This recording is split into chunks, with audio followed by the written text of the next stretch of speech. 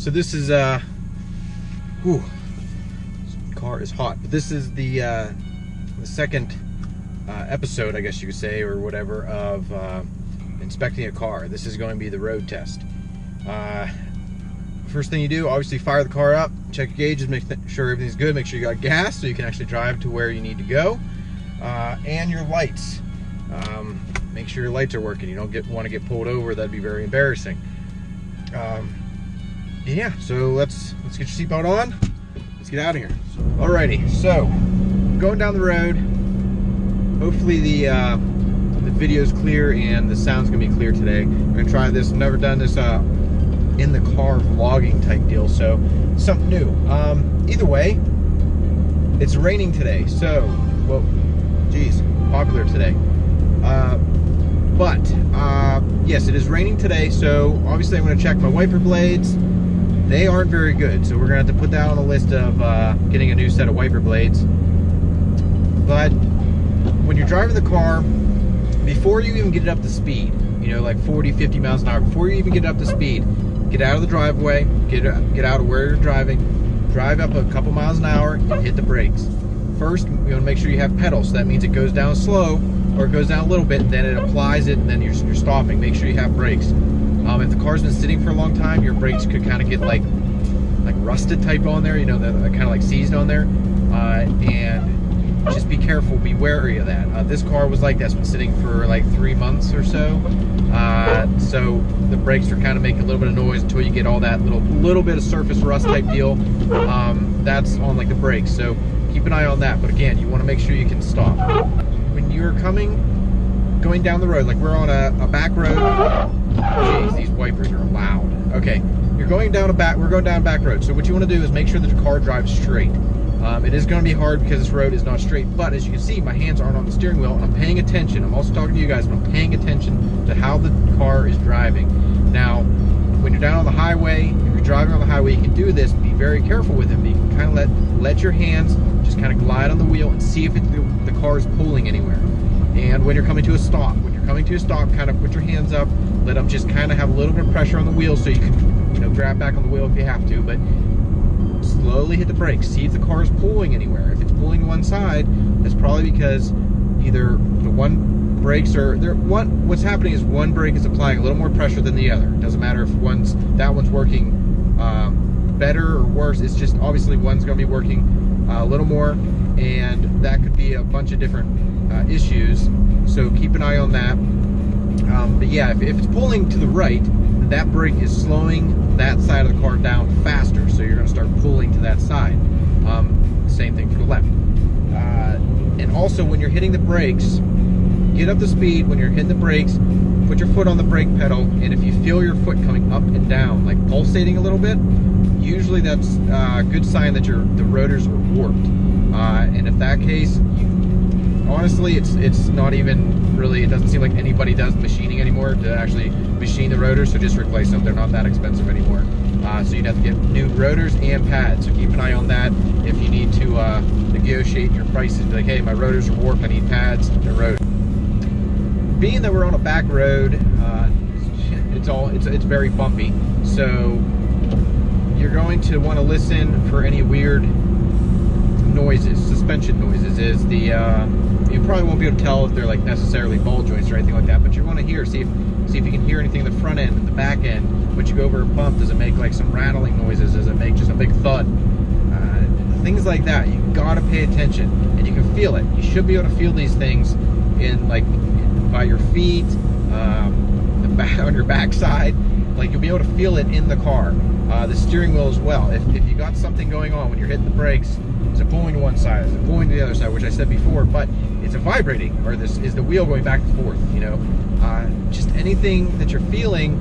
You don't necessarily need to know what it is. It's not like you're going to be a mechanic. You're like, oh, it needs tie rod ends, it needs ball joints, it needs a wheel bearing. I can hear the wheel bearing, which this I kind of do.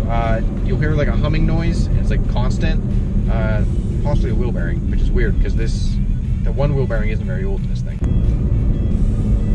Alright, I've been driving the car now for, I don't know, about 15 minutes. Took it around, put a few miles on this thing, and it is running great. I'm actually really surprised. This thing, for it has 130, almost 131,000 miles on it. Like I said, my parents owned it for a long time. They kept up with it maintenance-wise. Stop. Let's see if we smoke the tires a little bit. Oh, shoot. The car does have an exhaust leak. It's not that bad when you're driving it. I mean, if you really get on it, you can really hear the leak. But you also, the main issue with leaks is, yeah, it's kind of annoying noise for a lot of people, but you want to make sure that the exhaust fumes aren't coming into the cabin so you don't get sick or you know, get hurt or anything like that. This one, obviously, I know it's got an exhaust leak. It's not coming into the cab. I do not smell any of that. But there's always that possibility, especially these older vehicles. Usually it's going to rot through the bottom of the exhaust because all the water and stuff in your exhaust is just sitting there and just going to rot it out. So, but this car, I know it's got an exhaust leak, but it's not coming in the cab, which is wonderful news. Make sure the radio works. Let's check it out.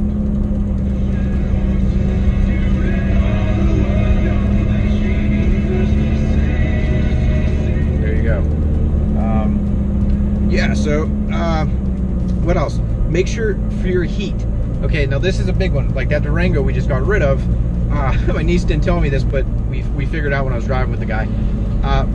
This car should roast you out. When everything's working, the cooling system, when you have the heat on, they should roast you out.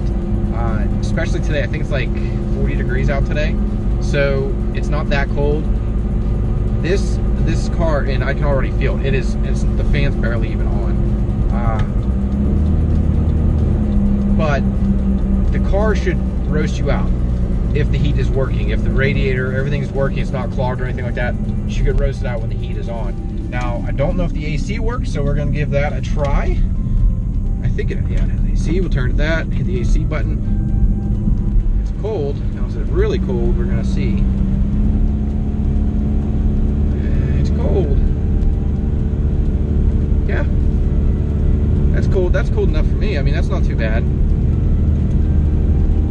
But either way, if the AC is working correctly as well, it should really freeze you. And this doesn't seem to be. It's definitely cold. It's not like the air coming from outside coming in. It is definitely trying to cool.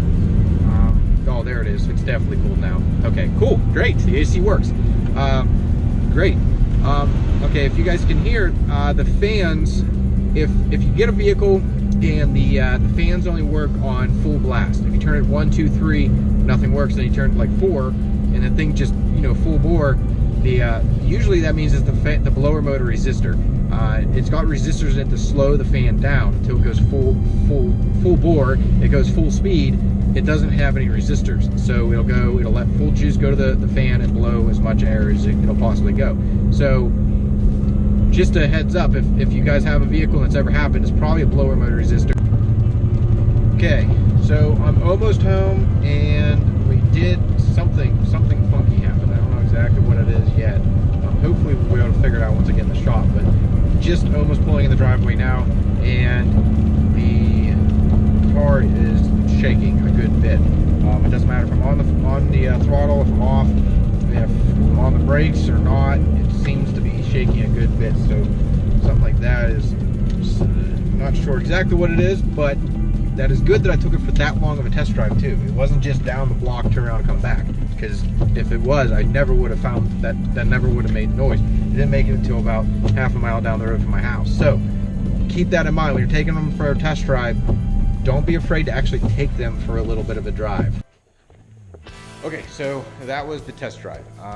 Hopefully, this being part 2, episode 2, whatever you want to call it, of the hopefully 3-part, maybe 4-part series.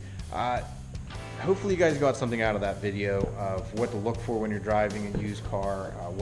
This is at least what I look for. Things pop up here and there, so keep that in mind. I'm probably going to make a video or do the checking it in the shop. It's obviously we're in the shop now, but I'm probably not going to do it until tomorrow if I have some time. But again, if you guys like this, if you have any more comments on what, hey, you forgot this, or you should check this also while you're driving, just hit me up. Leave it in the comment section if you can. If you guys want to subscribe, like this video, would be great. Any little bit of help is great. I'm very appreciative for anything. So again, we'll catch you on the next one, guys. Have a good one.